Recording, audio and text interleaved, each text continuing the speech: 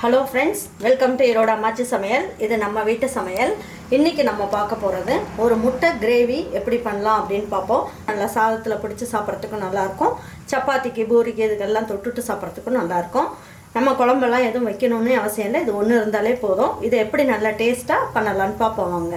நம்மளோட சேனலில் சப்ஸ்கிரைப் பண்ணாதவங்க சப்ஸ்கிரைப் பண்ணிக்கோங்க. சமையல் குறிப்புக்கள்லாம் உடனே உங்களுக்கு வேணும்னு நினச்சிங்கன்னா பக்கத்தில் இருக்க பெல் பட்டனை அழுத்தி வச்சுக்கோங்க. அப்படியே ஃபேஸ்புக், இன்ஸ்டாகிராம், ஷேர் சேட்டை ஃபாலோ பண்ண மறந்துடாதீங்க. தேவையான அளவுக்கு எண்ணெய் ஊற்றிக்கலாம்.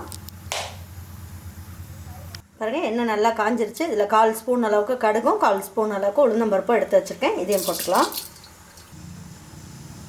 பாருங்கள், உளுந்தம்பருப்பும் கடுகு நல்லா பொரிஞ்சிருச்சு. இதில் 2 இனுக்கு கருவேப்பிலை போட்டுக்கலாம். இதில் 2 பெரிய வெங்காயம் நல்லா பேஸ்ட் மாதிரி அரைச்சி வச்சுருக்கேன். இதையும் போட்டுக்கலாம்.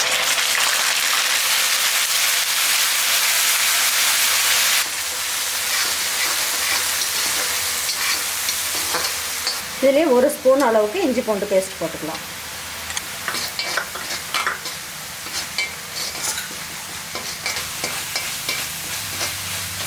இந்த அளவுக்கு வதக்கினா போதும். 1 ஸ்பூன் அளவுக்கு ரெட் சில்லி பவுடர், 1/2 ஸ்பூன் அளவுக்கு மல்லித்தூள், 1/4 ஸ்பூன் அளவுக்கு மஞ்சள் தூள், 1/4 ஸ்பூன் அளவுக்கு ஜீரகத்தூள், 1/4 ஸ்பூன் அளவுக்கு சோம்புத்தூள், 1/2 ஸ்பூன் அளவுக்கு மிளகுத்தூள் எடுத்து வச்சுக்கலாம். இது எல்லாமே இதில் ஒன்றா போட்டுக்கலாம். இந்த கிரேவிக்கு தேவையான அளவுக்கு உப்பையும் போட்டுடலாம்.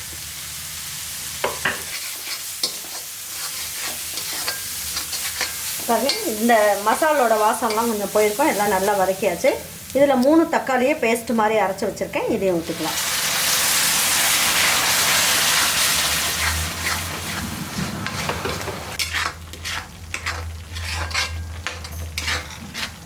பாருங்கள், ஒரு 1/4 ஸ்பூன் அளவுக்கு நம்ம என்ன பண்ணலாம், நம்ம வீட்டு குழம்பு மிளகாய் தூள் போடலாம்.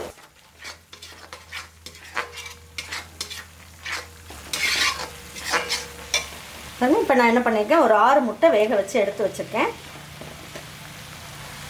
அதையும் இதில் போட்டு நல்லா ஒரு பரட்டிடலாம்.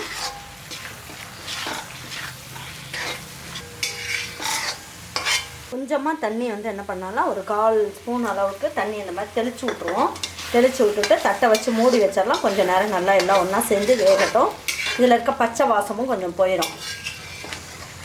இதிலே கொஞ்சமாக மல்லி இலையும் நல்லா பிச்சு போட்டுக்கலாம். அப்போ தான் எல்லாமே ஒன்றா சேர்ந்து வேகும் போது நல்லா வாசமாக சூப்பராக இருக்கும். தட்டை வச்சு மூடி வைப்போம். 1 நிமிஷம் ஹை ஃப்ளேமில் வச்சுக்கோங்க, 2 நிமிஷம் ஸ்லோ ஃப்ளேமில் வச்சுட்டு எப்படி இருக்குன்னு பார்ப்போம். பாருங்கள், இப்போ 1 நிமிஷம் ஆயிடுச்சு, எடுத்து பார்க்கலாம். நம்ம ஊற்றின எண்ணெயெல்லாம் நல்லா கசிஞ்சு வந்துருச்சு. இப்போ நல்லா பரட்டி விடலாம்.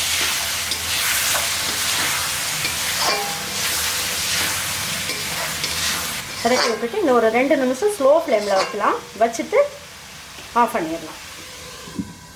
பாருங்க, இப்போ எடுத்து பார்க்கலாம் எப்படி இருக்குன்ட்டு. என்ன ஜம்முன்னு சூப்பராக நல்லா வந்துடுச்சு. இப்போ முட்டைக்குள்ளெல்லாம் நல்லாவே உரைச்சிருக்கும். இப்போ இதை எடுத்து வச்சு பரிமாறிக்கலாம்.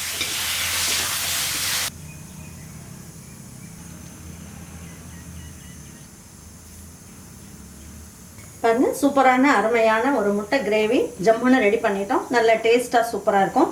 இது சப்பாத்தி, பூரி, சாதம் எல்லாத்துக்குமே ஒரு நல்ல பெஸ்ட் காம்பினேஷன்.